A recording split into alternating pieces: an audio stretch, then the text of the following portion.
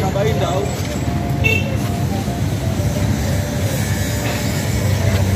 ya gari kitu sana unaenda mazoezini 2002 huyu hataki 2000 kaja. Mimi 2000 ya nini huyu? Oya. Kuna kitu ndio mimi nafikiria. Wale mimi kwanza naenda mazoezi lakini nimeacha kwa sababu hiyo. Hicho si viwili. Sasa kwa nini kichwa hiki cha juu kinaongoza sana kutafuta pesa? Alafu hichi kichwa cha chini kinamaliza pesa. Hivi ni kitu gani cha kuzingatia hapo? Kati ya kichwa cha juu na cha chini. Hiki kichwa cha juu kinatumia akili nyingi kuingiza pesa. Ila kichwa cha chini ndio kinaongoza kutumia pesa. Ni kitu gani cha kuzingatia? Hicho vyote ni muhimu sana. Wewe mtazamaji, kitu gani cha kuzingatia? Sababu mjomba huyo anasema yes. Yes.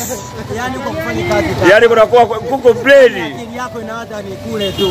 Kule. Sasa akili yako mwanangu. Ndio mwambia mama.